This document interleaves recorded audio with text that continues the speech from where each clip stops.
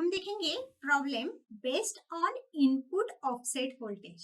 तो हमारे पास यहाँ पे प्रॉब्लम गिवन है the op amp in the circuit LM307 with input offset voltage is equal to 10 millivolt DC maximum.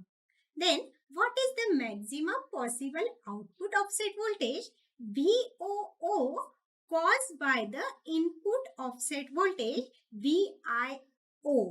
यहाँ पे हमें एक डायग्राम गिवन है for the non inverting amplifier with the feedback और गिवन है। हम देखते हैं प्रॉब्लम में हमें क्या गिवन है। गिवन डायग्राम से हमें यहाँ पे गिवन है R1 is equal to 1 kilo ohm और RF जो है वो दिया है डायग्राम से हमें यहाँ पे 10 kilo ohm. For LM IC जो है हम LM307 के लिए यहाँ पे यूज कर रहे हैं। इनपुट रेजिस्टेंस जो है वो है 0 ओहम यहाँ पे। तो देखते हैं यहाँ पे प्रॉब्लम में हमें क्या गिवन है। प्रॉब्लम में यहाँ पे गिवन है input offset voltage is equal to 10 millivolt DC। Problem में हमें गिवन है input offset voltage 10 millivolt DC और हमें यहाँ पे कैलकुलेट करना है output offset voltage caused by input offset voltage. जो आउटपुट ऑफसेट वोल्टेज हमें कैलकुलेट करना है वो कॉज बाय होना चाहिए इनपुट ऑफसेट वोल्टेज की वजह से। तो देखते हैं इसका सॉल्यूशन क्या होगा। तो सॉल्यूशन में सबसे पहले हमें यहाँ पे ये करना पड़ेगा कि maximum possible value of output offset value हमें फाइंड आउट करने के लिए यहाँ पे इनपुट वोल्टेज जो है इसको रिड्यूस करना पड़ेगा और वो इनपुट वोल्टेज रिड्यूस करना पड़ेगा हमें अप टू द 0।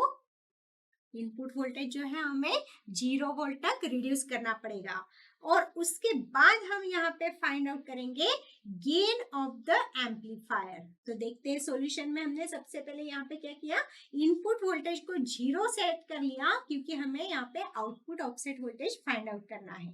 उसके बाद हम फाइंड आउट करेंगे close loop gain of the amplifier. तो क्लोज लूप गेन जो है वो हमारे पास यहाँ पे है AOO, output offset voltage. Output offset का हमें यहाँ पे close loop gain find out करना है और वो है, इसको डिनोट करते हैं हम AOO से। तो इसका फॉर्मूला होगा 1 plus RF bye R1। AOO जो है वो है हमारा 1 प्लस RF बाय R1। तो देखते हैं इसमें वैल्यू पुट करते हैं। तो AOO हमारे पास गेन जो है close loop gain of amplifier वो हो जाएगा 1 प्लस RF की वैल्यू हमें गिवन है 10 किलो ओहम जो डायग्राम में हमें दिखाई गई है। 1 plus 10 kilo ohm divide by R1 की वैल्यू भी हमें डायग्राम से दी गई है 1 किलो ओहम। तो ये हो जाएगी 1 किलो ओहम। इसको सॉल्व कर लेते हैं तो गेन मिल जाएगा हमें, क्लोज लूप गेन जो मिल जाएगा वो मिल जाएगा 11। तो क्लोज लूप गेन जो है वो हमें यहाँ पे 11 मिल गया।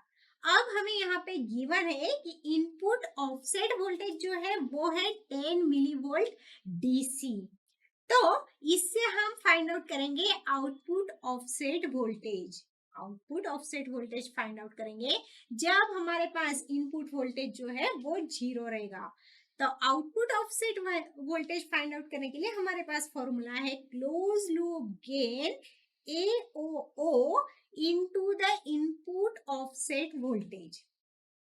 तो AOO ये है हमारे पास क्लोज लूप गेन और VIO जो है वो है इनपुट ऑफसेट वोल्टेज। तो देखते हैं इसमें वैल्यू पुट करते हैं।